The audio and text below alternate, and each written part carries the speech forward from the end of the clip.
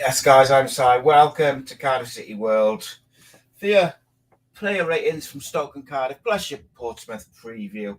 Had a bit of a nightmare today because I'm stupid. Welcome back to the channel. So earlier on, I recorded player ratings video, edited it, and I got to say, not blowing my own trumpet, it looked wicked. It looked sick. I was really happy with it, really proud with it. Went to export it out of the editor, and I was doing it on my phone, just for the speed and stuff. And when I went to export it out of the editor, it said, you've got not enough room on your phone for the new file. Delete some stuff. So I went in, deleted some videos and clips and stuff off my phone. Accidentally deleted the actual video that was in the exporter. So, yeah, that was fun. Waste of a couple of hours. So, yeah, here we are. We're doing it live. There we go. So first 20 minutes, we'll do the player ratings video, which I've already done once today. And then the second 20 minutes, we'll do a preview for tomorrow's game. Welcome. Hope you all enjoyed the Cardiff City phone in this evening. If you're a member, make sure you jump on at 9 o'clock for the member show. Lots of content today. And we had the vlog from Matt and Josh earlier as well. So player ratings is a video series which I started before, and then I wasn't sure if I wanted to keep doing it, and a few people have asked about it, so we're going to give it a whirl. It will normally be a pre-recorded video out at Monday tea time, but yeah, we are where we are today. I had a bit of a nightmare. We are where we are. So Cardiff lined up Ethan Howworth in goal. I thought he did very, very well, and I don't think, look, first and foremost, let me be clear, I'm not convinced by Ethan Howworth or Jack Alnwick, if I'm honest, like as number ones. I think Alnwick slightly just about sort of nudges it for me with his distribution. But anyway, Ethan Howworth has been really good in the FA Cup this year. Back-to-back performances from him. 120 minutes, a long time to concentrate for a keeper. He made 2 saves, 2 out of 2 successful run-outs off his line to clear the ball or claim the ball, 1 high claim, 2 saves inside the box, a penalty shootout save. He had 66 touches in total, 73% passing accuracy. So my immediate thought with that is like, oh, that's not great. You would expect a bit higher, but we're not playing out from the back as much. And when you look, he played 22 long balls, only 7 of which found their target. But that's why the passing accuracies dropped to a sort of 73. Not necessarily because his distribution is bad, but it's because Cardiff are going more direct, and Omar Rhys, which is fine. Made 2 clearances. Overall, excellent game. Penalty shootout save, quality. Take that all day long. He gets a solid 7 for me, 7 out of 10. We move then to right back. Andy Rhys, mate, unbelievable. The guy plays every minute of every game, up and down that right-hand side. Yes, he doesn't go bombing up and doing the overlaps and stuff like that, but he nailed another 120 minutes in his legs and just didn't put a foot wrong. And it's really interesting. So in the first watch, I thought, God, he struggled a bit with Kumas, but Kumas is quick and he's direct and he's looking to get in behind. And I felt like Rhys not had a bad game. I thought he was good, but just had a bit of a trouble. But actually, watching it the second time yesterday and then looking at his stats, he had an unreal game, like really, really solid. And he was left a bit isolated by El Ghazi in front of him at times. And look, for Kumas' first goal, El Ghazi is probably at fault there, but we'll get to that. Like Andy Rhys played 120 minutes, made 4 clearances, 1 interception, 8 tackles in total, got dribbled past twice, which I think is really key, because Lewis Kumas had a really good game, looked really, really sharp, really dangerous. When he got his chances, he scored. But he only dribbled past Andy Rhys twice. Andy Rhys won 15 out of 21 ground duels, absolutely insane numbers. 1 out of 2 aerial duels, lost possession only 12 times, made 1 foul, but was fouled 3 times. 88 touches and 89% passing accuracy, 1 key pass, 3 out of 5 long balls final mark, 4 out of 5 successful dribbles. Andy Rhys is nailed on player of the year for me. I thought Callum O'Dowd was going to give him a bit of a run for his money, but like where O'Dowd has had a couple of injuries, Rhys Motta has just kept going and going. Unbelievable. And for someone who looked like they were done and they would never wear a Cardiff shirt again, it's insane, the comeback. Everybody loves a comeback story, and I absolutely he's so reliable, and he's made that right back his own. And interestingly, no Perry-Ng in the squad, which I think, unless he's got a knock, that's a massive indication, because this was a game where you could get some minutes in Perry-Ng's legs, and he still went with Rhys Motta. Shout out to him. Louis Giles on the left. Rhys Motta gets a 7.5 out of 10 for me. Probably an 8, really. He was that good. Louis Giles on the left. Big game for him. Starting in the FA Cup, away from home, was a difficult game for him. I think away at Stoke meant he wasn't able maybe to play his natural game. He's quite a front-footed, technical left-back, likes to get up on the overlap, supreme crossing ability. But I thought he did all right. I thought he defensively he was okay, positionally he was okay. Didn't get forward maybe as much as he would like, but Stoke had a couple of real tricky wingers. So he was all right. He did 45 minutes. Wasn't good, wasn't amazing, wasn't terrible. It was just solid.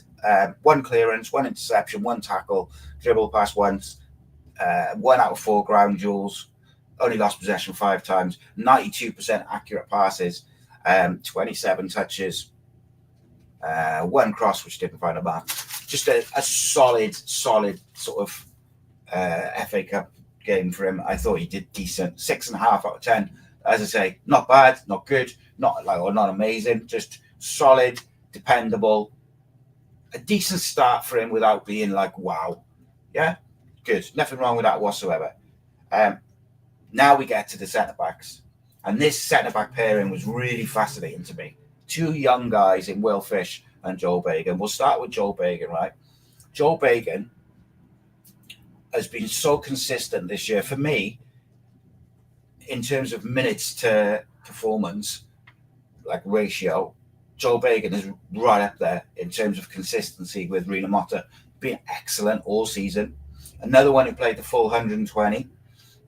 1 assist, 10 clearances, 2 block shots, 3 interceptions, 4 out of 5 aerial duels won. 10 times he lost possession, 1 foul, 91 touches, 88% passing completion. 1 out of 3 long balls found its mark. 1 big chance created. Phenomenal. Joel Bagan has really come of age this year, and I am massively impressed. Now, normally with Darland out, I've been clamouring for Will Fish, and rightly so. I think he's deserved time, and every time he's come in recently, he's been very good. Joel Bagan, for me, has to play left centre-back at the moment. I'll be very disappointed if he's not a left centre-back tomorrow, because not only was he excellent in his duties and his individual role, his tackling, his heading, his positioning, his communication, his blocking, he created chances, and he helps break the lines. Having a left-footed centre-back in that left centre-back role opens up the pitch for the double pivot, opens up the wide area on the left, where especially if you actually have a wide player who sticks wide. It's so beneficial to have a left footer there. He brings the ball out, and then his passing is good enough to break lines and really take us forward. Joel Bagan gets an 8 out of 10 for me, and I was supremely impressed with him. And that, by the way, Will Fish next. Will Fish, probably not quite as good as Bagan, but I thought he was excellent as well. 120 minutes again, 10 clearances, colossal. From your centre-back, when you've got Will Fish with 10 clearances, you've got Rhys Motta just knocking it out of the park, Giles solid, you've got Bagan on fire. Like, that is a real solid defensive unit. 2 interceptions from Fish, 3 tackles, 2 times he was dribbled past, 4 out of 8 ground duels won, 6 out of 7 aerial duels won. Like I said, colossal. And he only lost possession 7 times in the whole game. Was fouled twice. Was fouled once, made 2 fouls. 77 touches, 88% passing completion, accurate passes. And that is really important. Bagan and Fish not only did the defensive work really well, but they looked after the ball and they took us forward into the midfield areas and allowed us to look after the ball when we were under pressure. And when you're under pressure, we were 2-0 up. You're going to be facing a lot of attacks. Beautiful. 2 out of 5 long balls completed. 2 shots on target, 1 off target. So we had 3 shots as well. Really, really been impressed with Will Fish. Will Fish had to keep his head down. No moaning, no complaining, no attitude. Hasn't probably got the opportunities that he warranted. And when he's being used in the FA Cup and in the league recently, hasn't let anyone down. Really, really positive about him. You've got some real good young defenders at the moment at the club. You've got Bagan and Fish, who started, obviously, Saturday. You've got Louis Giles with his full debut. All, 20, 21, 22? You've got Dylan Lawler, who's captain of the under-21s, age 18, not far off in these types of games. You've got Darlan's early 20s. Very, very excited for it. We've got Pacquiao to come back, Rena Motta. Defensively, I'm positive. In the double pivot, we had first Sivert Mansberg. Sorry, Will Fish gets a 7.5 out of 10. Colossal performance for a centre back. Sivert Mansberg. So interesting one. Played about just over an hour, 63 minutes. Had 28 touches of the ball. Kept hold of the ball real tidy, 82%. Nice and tidy. Had 2 out of 4 successful long balls. And didn't win any ground duels, 0 out of 2. Did win his 1 aerial battle. Lost possession 7 times, 2 clearances. So, again, I thought it was solid, decent, not bad. I would like to see him maybe get some passes between the lines, a few more key passes to really progress the play, because he's very capable of that. So that's fine, though. That'll come. It's his first game, first start. And also maybe just those interceptions and breaking up play a little bit. I'd like to see that. But, full debut, can't fault him. He gets a 6.5 out of 10. Same as Louis Giles. Very, very good. Not amazing, but not terrible. Just solid. 6.5 out of 10. And Ramsey. It amazes me that us as a fan base, right? We've seen Aaron Ramsey throughout his career. We've seen him be absolutely so important to Wales in that 2016 run, where it felt like we really struggled without him in the big semi-final. His quality is undoubted. It's just whether he can stay fit. He came back. He hasn't got a load of minutes in his bank, but he's got personal trainers and coaches and people looking after his health and whatever in his return. But he did everything you'd expect from him. Technically excellent. 59 touches, 84% keep accurate passes, 1 key pass, 1 out of 3 crosses, 3 out of 3 long balls found their mark. 2 out of 8 ground duels, 1 out of 1 aerial duels, possession lost 10 times, couple of clearances, 3 interceptions, couple of tackles, was dribbled past twice. So for me, Aaron Ramsey gave a glimpse, for an hour or so, of what he can bring. Certain games, the deeper role in the midfield will not be the right shout for him. But that doesn't mean that he's not a massive part to play for Cardiff City going forward. Technically unmatched in this squad. He is by far the most talented, best player we have. We just need to wrap him in cotton wool and keep him fit. And then I think we'll be all right. He gets a 7 out of 10, maybe a 7.5, but we'll go with 7. Chris Willock out on the left then.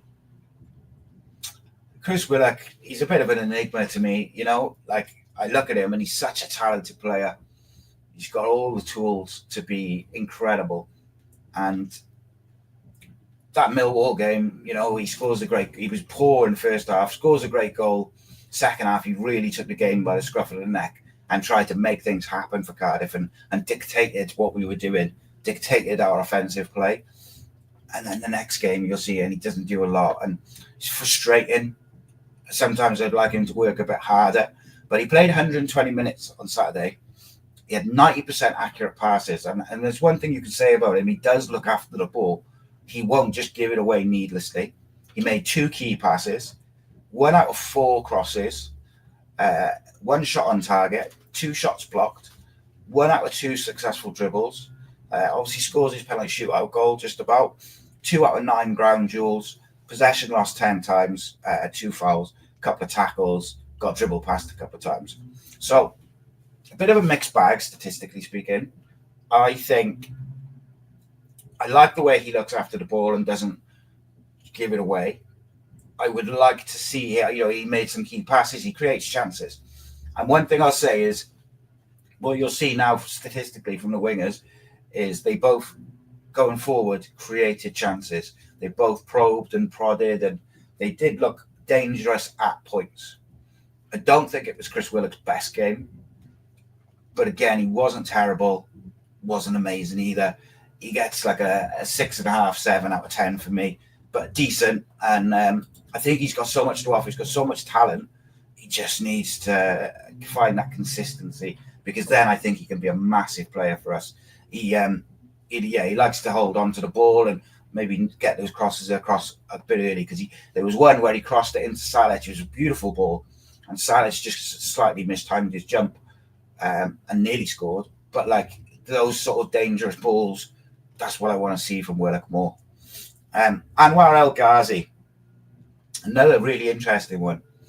So the first time I watched the game, I felt like he'd missed an opportunity to make a point and to really put his name in the hat to start the league game. I felt like he'd been very, not lazy, but like selective with his defensive work. I thought he could have done a bit more to help Rina Motto with Kumas at times. He was at fault for the goal. He was, he just switches off and Kumas slips in behind him. But we also know that's not his game. At his best, at his peak, on his day, El Ghazi is quality, absolute quality. We need to get him there. One thing I will say, he looks motivated. He looks like he wants to do something. And that is it's encouraging. And statistically, he was pretty good. Like, played 82 minutes, 1 assist, 47 touches, 83% accurate passes. Another one who really looks after the ball. But this is where I think he stands out above Willock. 5 key passes. So he created 5 key movements in the game, 5 attacking movements in the game. Had 1 shot on target, 1 off target, 1 blocked. Dribbles successful, none. That's a bit worrying. 1 out of 4 ground duels, 9 times he lost possession. Was offside once. Got a couple of interceptions, got dribbled past a couple of times. So defensively, I think with El Ghazi, you probably have to accept that if he plays wide, the fullback's not going to get a great deal of protection. But that's where the tactics come in and the coaches, and you've got to find the right setup and the right partnerships within the field. But I thought El Ghazi going forward was very clever, and he always looked a threat, and he linked up. He links up really well with Ruben Colwell. And like I say, 5 key passes is a really good stat. And you want that from your creative players. You need players creating chances. You need players taking you into the final third and being imaginative and trying these things. Next up was Ruben Colwell, who played in the number 10. So in my video, which I recorded when I did this earlier, I said, say it quietly. This was a game where Ruben Colwell looked like he came of age a little bit and looked like he was dictating play. It was a very mature performance from him. 120 minutes. So this myth of Ruben's not fit enough to play a full game is gone. He's done it numerous times this season. 78 touches, 76% accurate passes, which I think is pretty high for a game which went to extra time. We finished 3-3 from your number 10, because your number 10 by trade is going to take more risks with their passing. 2 key passes. So again, like El Ghazi, that's good. He's creating chances, creating opportunities, creating attacking movements. 1 out of 4 long balls found their mark. 2 shots on target, 2 shots off target. 4 out of 6 successful dribbles. Excellent. Obviously scores his penalty shootout goal. This is where I think Ruben doesn't get enough credit. And we've talked about it a lot, or we've talked about it recently, how his statistics for winning the ball back in the attacking third are insane. He won 7 out of 12 ground duels on Saturday. And this is where I think this kind of, where people want to give him grief and they want to criticise Ruben. They kind of say, oh, Alex Robertson, he's much better. He does more of the defensive work. He's good on the ball. He's technical. But Alex Robertson's better in the press. So there's two sides to it. I agree Alex Robertson's a bit more aggressive in the way he presses. But I think it's a bit of a myth that his defensive work is not up to what Ruben does. Ruben wins the ball back constantly. He won 2 out of 3 aerial duels as well. Yes, he lost possession 18 times. I expect that from your number 10, whoever it is. 5 clearances defensively, 1 interception, 1 tackle, wasn't dribbled past once, was fouled twice, gave away 2 fouls. I thought it was a really impressive performance by Ruben Colwell. He was definitely man of the match. He creates chances. I stand by this. I think Cardiff, as an offensive unit, we always look more likely to create something or do something with Ruben in the side.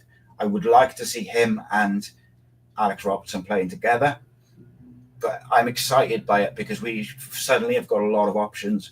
And look, Ruben Colwell, I do not expect him to play tomorrow night for Portsmouth, which we'll get to in a minute.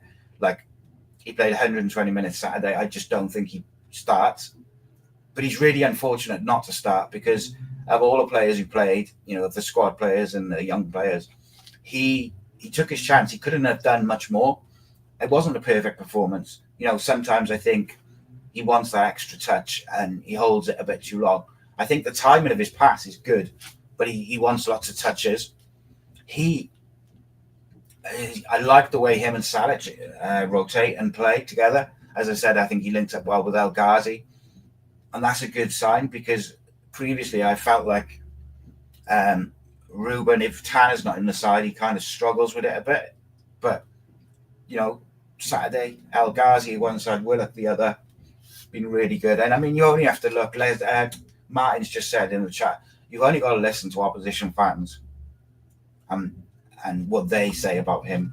And I think ultimately that's probably a better indicator than Cardiff fans sometimes, because Cardiff fans, we're talking with emotion a lot of it. I don't understand the criticism that he's had recently. Like, he's been nowhere near as bad as what people have made out, but people want someone to blame. I was really impressed with him. He gets an 8.5 out of 10, man of the match. You have to earn a 9 or a 10 out of 10 for me. You have to be like top quality. And it wasn't a perfect game, but it was an excellent game by Ruben Colwell. Yusuf Salic. Oh, we've missed a striker like this. Energy in the press, movement off the ball, big, physical, good guy. He's a goal poacher. Like, we've missed this type of striker, like just a genuine goal poacher. Played 120 minutes, scored a goal. And by the way, his goal is real clever. So many strikers would have tried to go around the defender, either around the one way or around the other way. And he just uses his fact he's got long legs and just little touch. Very, very clever. He created a lot of space for Ruben. They linked up really well. They rotated really well. And I really genuinely think that the more comfortable Yusuf Salic gets in the Championship and playing with his teammates, is going to be a real dangerous option. And he's another one putting pressure on Callum Robinson. He's putting pressure on those forward players, putting pressure on Omar Rhys to say, look, pick me. Very impressive, but not all, not perfect. It 1 shot on target, 2 off, 1 shot blocked, 1 out of 1 successful dribbles, 62% accurate passes, 44 touches, lost possession 12 times. One of my small criticisms with him is that I think he just needs to look after the ball a little bit more and maybe use his body slightly more clever to shield it at certain points. But he's young. That's going to come with coaching and experience. So I'm not worried about it whatsoever. I'm kind of nitpicking a little bit. He also made 4 clearances and 2 tackles defensively. So a really impressive performance. First start for Yusuf Salic, and he did not disappoint. He gets a good 7.5 out of 10, actually. I think he was really good. In terms of the subs, this is interesting. So Jesper Darland, he was only on for 12 minutes. didn't do anything. Like, he's just a 5 out of 10. Hopefully he's not out for too long, because again, he's another one who I would has not been anywhere near as poor as some people would have you make out. He's had a couple of up and down games. He's getting used to the league. Let's just give him a bit of time. Next up, Callum Chambers. Callum Chambers was immense, and this is where I thought Omar Rhys really came into his own in this game. The substitutions and the timings of the substitutions, he got spot on. And the reason he got it spot on is because they had an impact on the game. And as a manager and as a coach, and maybe the credit in this case goes to the coaches, because Omar Rhys was banned from the touchline. But, Callum Chambers played 63 minutes, 2 clearances, 2 interceptions, 2 tackles, 2 out of 4 ground duels, 3 out of 4 aerial duels, only lost possession 13 times, 80% accurate passes, 1 out of 2 successful crosses, 1 key pass. Obviously, he scores his penalty shootout goal.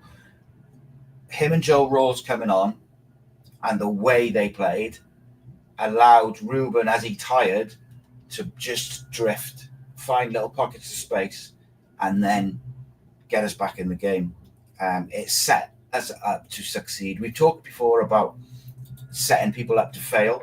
I thought Omar Rhys has set us up, set the forward players up to succeed yesterday, both in his initial 11. I thought he got that spot on, but I also thought he got his substitution spot on. Callum Chambers, 7.5 out of 10. Callum O'Dowda, I just love this guy. Up and down that left-hand side, 57 minutes played, 48 touches, 83% accurate passes, 2 key passes, 2 out of 5 long balls found the mark, 1 successful dribble out of 1. Only 1 out of 5 ground duels.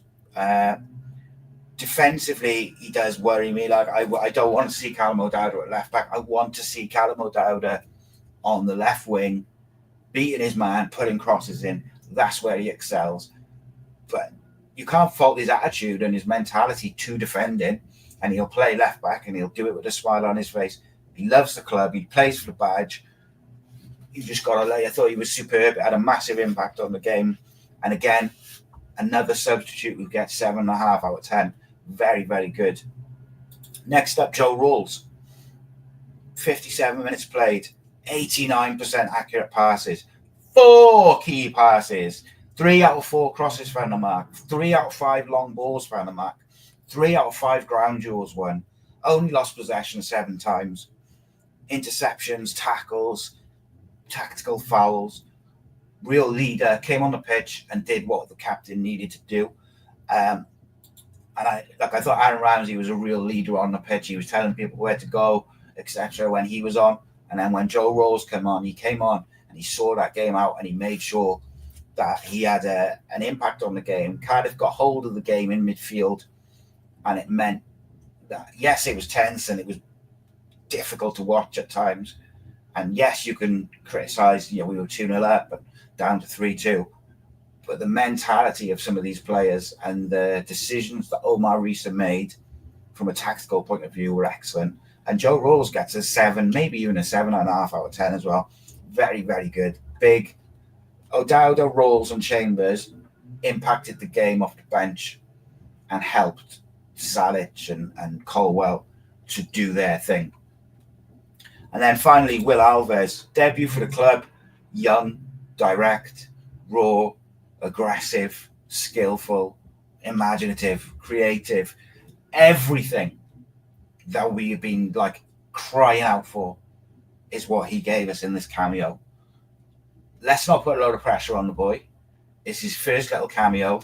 He is young. It is his first loan. Shout out to Omar Rhys, by the way, who switched sides and he did a good job.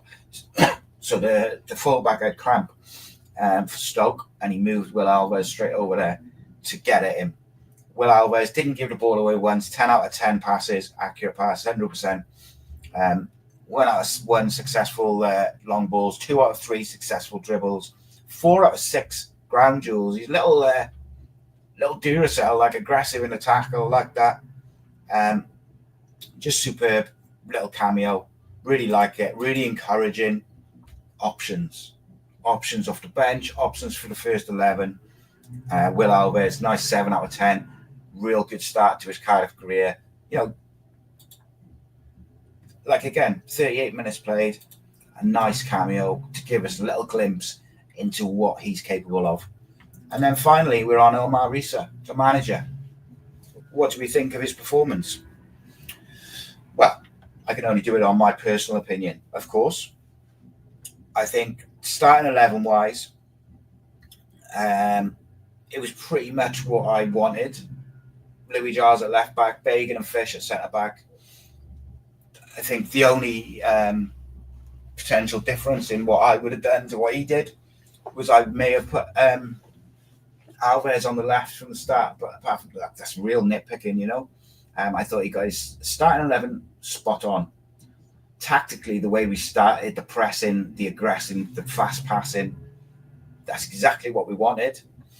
And we are looking like we're going to score goals at the moment. We are scoring goals, but we look dangerous. And then Omar Rhys, yeah, you know, the Darlin one is forced, but the substitutes, the timing, the impact they have on the game, it all falls into place nice for him. And he's doing, I've said before, I really like how adaptable he is as a coach. But on this game particularly, he just got it spot on. So he gets a whopping 8 out of 10. Omar Rhys, and you could even make an argument for an 8.5 out of 10 for him because it was a very impressive sort of performance, if you like, from the manager. Whether that goes to the coaches or whether that goes to him, they're a unit. He gets the final say, and very, very good. You know, it couldn't have gone much better. We do need to shore it up at the back a little bit, and maybe that inexperience when we did concede that goal before half time. Maybe that's when you need like a Chambers in the middle of midfield or someone. But, you know, it is what it is. Sometimes momentum in football is massive. Let me know what you think about my player ratings. Do you agree? Do you disagree? Is there anything there which is controversial? Always interested to... Jonathan says you want to play Bagan at left centre-back and O'Dowda on the wing who plays left-back. Well, O'Dowda's not a left-back. He's playing there through, well, he started off there as necessity. Defensively, he's not up to it, really. Not because of any other reason than he's a winner. Joel Bagan's played left-back and left centre-back throughout his young career through the academy. And I think having a left-footed left centre-back provides a lot of positive options. Now, would I be disappointed if Fish is in there or Darlin's in there and Bagan's at left back? Absolutely not. For me, I think it's more that Joel Bagan should be starting, and where does he offer the most? Now, if Darlin's injured, you got a decision to make. Do you go with Fish, who's probably slightly the more senior of the two, or do you go with the naturally left-footed centre-back who's coming off a very, very impressive game? Either option I'm kind of all right with, but I like what I'm seeing from Bagan this season. I've been impressed with it, and I like what a left-footed centre-back brings you, particularly the way we play with the double pivot and the winger. Like, I like it. I don't think Darland will be out for ages. From what I gather, he's like a cut on his leg, but we shall see. We move on to Portsmouth. I'm not going to spend too much time on the Portsmouth lineup today because we're sort of flying through it a little bit. It's going to be fascinating, though, isn't it, to see what Omar Rhys does with the starting 11 and with the squad generally. Like, it's a difficult choice for him because I think there's a good few of those players from Saturday who have thrown their hat in the ring to say, you know, I should be playing.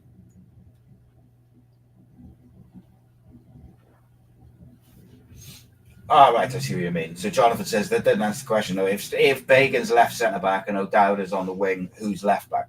Well, yeah, to be fair, mate, I fully expect O'Dowda will probably be left-back. I wouldn't be against playing Louis Giles, although I think Louis Giles, we should ease him in by playing him in home games rather than away games. I think it's really tricky for a young player. But then if he's good enough, he's going to play. I would not be upset to see Louis Giles on the side and be like, oh, he's not ready. Like, I thought he was solid. He wasn't amazing, like I said, but he was solid. I wouldn't be disappointed by it. But I fully expect O'Dowda would be left back if Bagan played at left centre back, which I hope for. We've got so many options, mate. That's the thing. Like, and we're going to talk about it now, that there is so many different possibilities that Cardiff could go with tactically and just in the 11, let alone the system, that it's almost difficult to know what is the best. Because like I said just now, I really want to see Ruben and Robertson playing together. And if you can get the right combination behind them, so that sort of 3-4-3 system that we played with a bit earlier in the season, that really suits them two playing off the striker. And then you can have two behind, but you've got to have the right people in the wide areas, which also then allows O'Dowda to be a left wing back. Rina Mota could be the right wing back. And I think that balance-wise works quite nicely. But I think it's pretty obvious to say that the players and the team generally has looked a little bit more functional when we've played 4-2-3-1. So it is a tricky one because I would like to see Robertson and Colwell. But that's just me. Maybe people disagree. And maybe Colwell's better off the bench at the moment to kind of get at teams and tied legs and stuff like that. We've got so many options. Right. So let's just have a quick look at Portsmouth's last game. They played Sheffield United on Saturday, lost 2-1. But they set up in a 4-2-3-1, so there's no sort of maybe thinking about three at the back to match them up and stuff like that. They have got some decent players. I really like Dizelle in midfield from Potts as well, actually, but I like that little midfield pivot. They concede goals, Portsmouth do, especially away from home. They concede goals, and it's been very, very up and down for them, shall we say. So for me, Cardiff just set up right. You've got options off the bench. The most important thing for us is don't concede goals. Don't concede stupid goals, because at home, Portsmouth are very, very good. And that's probably their biggest chance of staying up is their home form. So Cardiff have got to find a way to make sure that they can keep it quiet and keep a clean sheet. So maybe the answer is you go with Fish, because he's a little bit more senior than Bagan. Maybe, do you think they'll move Chambers back into centre back? I hope not, but could they move Chambers back if Darlin's injured? So you go Chambers and Gutas, a bit more experienced, and then you could obviously bring someone in to the midfield. Don't know what I prefer, which is, it's an interesting one. I don't think Marlon Pack would start. I mean, if he does, that would be a mistake, I think, from a tactical point of view. I don't think he's got the legs, but I suppose just you get the you get it right and you get the right legs around him, I suppose he could be something. But in terms of what I think Cardiff should do, like, Portsmouth will be direct. They'll try and play in the final third, get it up to the striker quick, and then play off them or off the striker, Bishop, who's come in on loan and looked okay. So how do Cardiff combat that? Well, I think, one, you need defenders who are going to win those aerial duels. Will Fish proved on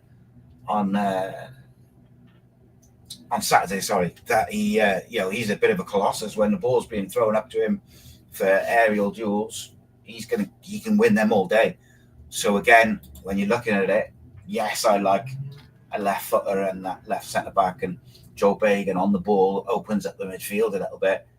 But Fish, Bagan did well with the duels, but those duels will be really important against Portsmouth. So let's have a look at this Cardiff side. What would I go with? Well, I think Alnwick comes back in goal. It's going to be a bit of a mix of what I think and what I think Rhys will do. first and foremost, I think Alnwick comes back in. Not saying he should or he shouldn't, just think that that's what he will do. It'll be interesting if he just goes back to the lineup which he started with against Leeds, or whether any of those players who did well at the weekend have forced their way in. So Rina Mota starts. I think we can all agree that. Gutas starts. Who would you go with to partner Gutas? If Darlin's out, who are you going with? Fish, Bagan, or do you move Chambers back? I have a feeling that Omar Rhys may move Chambers back. I don't think it's the right decision. I think Chambers has been a real vital part of the way we've set up and the way our form has improved in midfield. But I have a feeling we might go Gutas, Chambers. It should be Bagan, but I think it might be O'Dowda. And then by moving Chambers back, it allows him to put Manswerk and Rawls, Manswerk and Robertson, one of those two. I would love to see Manswerk, Robertson, and then Ruben in the 10. It's so tricky because I'd really like to see Robinson and Salic together. It'll be difficult. Like Rhys has just said there, Fish played 120 minutes, Colwell played 120 minutes. There's a few of them, and like Fish and Ruben haven't played a lot of football recently. I would go with Bagan at left centre back. With I say that with the thought process being that Fish might not start because he's got so many minutes in him. But I thought in the aerial duels, Will Fish was superb. I would like to see Fish in there and then Bagan at left back. But I think it'll probably be Bagan and left centre back, and then O'Dowda at left back. Chambers. Who do you go with Chambers? Do you go with Manswerk? Do you risk Ramsey another game so quickly? I don't think so. I think Ramsey's on the bench. And then Rawls has come off the bench and played an hour. So do you go with Joe Rawls? Like 2 days between games. I know it's like people will say, oh, they're professional footballers. They should be able to. Like Rawls and Ramsey particularly. I don't think you need to risk them. Go Chambers. I would go with Chambers and Robertson. But you could go Chambers and Manswerk and really give them like that solid base. In terms of who starts on the wings, if it was up to me, it would be Ashford and I think I'd probably go Ashford and El Ghazi. I think El Ghazi is looking quite creative. And then up front, you've got to bring Callum Robinson back up. So unless they're going to change the system to 2 up front, it's going to be Robinson. And then your bench is just going to be looking insane for options because you're going to have Alves, you're going to have Willock, Colwell, Ramsey. Who else have we missed up? Rawls. Does Perry NG come back into the side? Does Matty come back into the side? Like for me, on performances, they probably don't. Like on pure form, I think the boys who played Saturday and the ones who've been playing and were rested, I think they're all ahead of Matty and NG at the moment, which means maybe those two miss out on the squad, maybe. But it's interesting. My man to watch against Portsmouth. Do you know what? I'm going to go with Alex Robertson.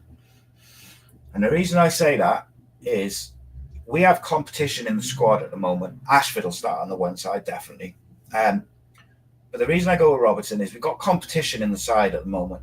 You've got O'Dowda and Bagan fighting over left back with Giles just behind. You've got Dahl and Gutas, Fish, Bagan fighting for the centre-back roles. You've got Rina Mota, NG at right-back roles.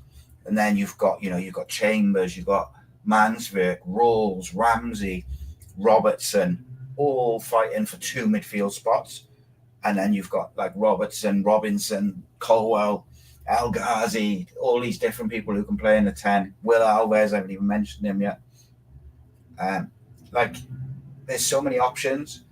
And with those young players, I think Alex Robertson, he's come up through that Man City system. Like, he's been brought up on competition and competition for places. And I think that will get the best out of him. So I'm going to go with him as the kind of the man to watch for Cardiff. But I want to know what you guys think. So I'm going to have a little look through the comments now before we finish up. A bit of an all-rounder. Obviously, we did the player ratings at the start from Saturday, and then we just flying through it a little bit because I had an editing explosion earlier. But let's have a look at some of these comments. The people are in the house. Alex Sims, welcome. Martin, welcome. Joshua Chamberlain, welcome, my friend. Rhys Lasky, welcome. Rhys says, hello, love it when there's 2 pods back to back. Well, that's technically 3 because you had the Cardiff City phone-in, then this, and then at 9 o'clock you've got a member show as well. And you had a vlog earlier. Cardiff City World on fire today. Love it. Mondays, get the content out.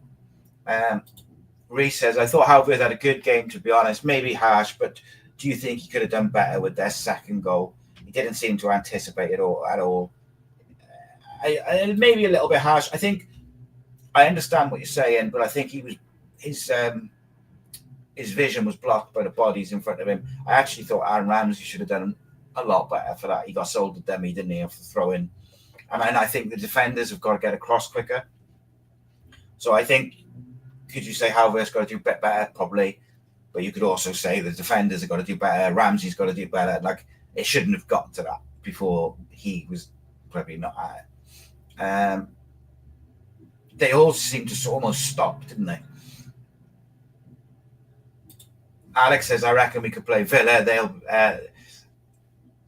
They will Z team up. Yeah, we'll see. I would have liked to have had a slightly more winnable game in terms of opponent first, and then in the quarterfinal get a big team. But you never know, mate. Villa's got no centre-backs at the moment. I'm sure Rashford will get an interesting welcome from the travelling Cardiff fans. So look what else we're saying. Rashford, Asensio, people like that versus Darlin, Gutas, Bagan, and NG. Football's wild, isn't it? Away again, says James. Yeah, mate, it's always, isn't it? Yeah, Liverpool. That's right, Richie. Richard said there. Liverpool thought Plymouth would be easy, and look what happened. Yeah, the FA Cup is wild. You know, think back to when we got to the final. There was a few games in that where we were expected to lose and didn't. It's one of those. And there you go. Martin says, I've said it many times, left-footed centre-backs are like hen's teeth. Yeah, and not just the fact that he's left-footed, mate. He's got all the attributes to be a really good left-footed centre-back. I thought he was excellent on Saturday. And him and Fish, as a young pairing, I thought did really, really well. Let's have a look. Rhys says, what I find mad is how many pro players can't use both feet. You'd think there'd be more two-footed players. Yeah, it is a bit wild, isn't it? James says, I disagree with Bagan at centre-back. I think this season we've changed the positions of our players too much, even if some have paid off. Rinamoto at right-back, Colwell at centre-forward, Chambers in NG in midfield. The NG in midfield one was wild to me, mate. I do get what you mean, and I get what you're saying, but like Bagan's played left centre-back in the 21s, and like he's done it a lot throughout his sort of young career, so I wouldn't be worried by it. I don't think he will be that. I think it's more likely to be one of the other options, but I just thought he was excellent, mate. Martin says that right-hand side fell asleep for 10 minutes either side at half-time. They did, mate. They did. And you can't, look, I do think El Ghazi was at fault for the first one. He just switches off and Kumas drifts in behind him, but it's not his game, is it? He's not a defensive-minded player, and it's tricky. You switch off, you get punished. A back three would suit Bagan on the left-hand side as well. Yeah, not right there. Martin says, Willett doesn't cross the ball early enough, especially when you've got Salic in the team. Yeah, I think that. He also says, Ruben's capable of movement, passes, and creativity that only Ramsey in our match day squad can. That only Ramsey can match in our squad. Yeah, 100% agree with it. Robertson's a slightly different player, and he's more technical ability and vision. But like I said many times, I really want to get. if I'm the manager, and look, I'm not a manager, and there's a reason for that, I would be trying to get Ruben and Robertson in the same team, functioning together. And then I've got to say, like, from a technical ability point of view, it's kind of mouth-watering, the thought of Mansberg, Robertson, Ruben. Like, that excites me a little bit, you know, but I don't know if we'll see that trio much. But you never know. Against Portsmouth and Plymouth, he was literally unplayable. Yeah, I mean, he's one of them where he's so awkward to play against because he's just not a stereotypical number 10. And I thought, like I said yesterday and earlier, he hasn't been anywhere near as bad as what some people have made out. He's had a bit of a dip in form, but he's been all right. But it's weird to me, like, how much fans, it's a social media age. Fans need someone to blame, and for some reason, he's the one, like, you know, on social media. Salic's movement created space for Ruben, yeah, 100%, Martin. Rhys also says, listen to the game on Stoke radio the other day, and they thought he was our best player by a mile. Yeah, I think he probably was. I thought there was a few I thought were decent minds, but I thought he was the one who was dictating everything. Martin says Ruben's language running style gives a false impression about Ruben. In my opinion, he's more likely to play in the Premier League than Robertson. I disagree with that slightly, but in terms of Robertson, I think Robertson's quality, and I don't think he'll be with us for long. But I do agree with you that in some ways I can see Ruben being more effective in the Premier League. There's like this narrative that he doesn't work hard and he's not fit and stuff. It's just bullshit. And like, if you look at the stats, not just for a Saturday, but just the season as a whole and his last couple of seasons, it's just not true. Matty says, do you think he could play them together, Salic and Robbo? Yeah, I would like it. I just think if you go to a 4-4-2 to play them together, you've got to get the midfield pair right. Like, there has to be and it might not be the pair that you think. They've got to do a lot of running and cover a lot of ground, and quite often probably be overloaded in that middle. So either the right back, maybe Rena Motor's got to invert, or one of them's got to drop in. It's not impossible. One thing I wouldn't mind seeing is if we did go to 3 at the back, is maybe you go 3-5-2 instead of 3-4-2-1. But then I like the 3-4-2-1 because you can get Ruben and Robertson behind. So we've got so many options. Martin says Salic, typical Scandinavian forward, wants the ball in the penalty area. Yeah, he's a proper goal poacher, mate, isn't he? Robinson can also play on the left, is an option. Yeah. So Martin says, would Robinson work hard enough in the wide position?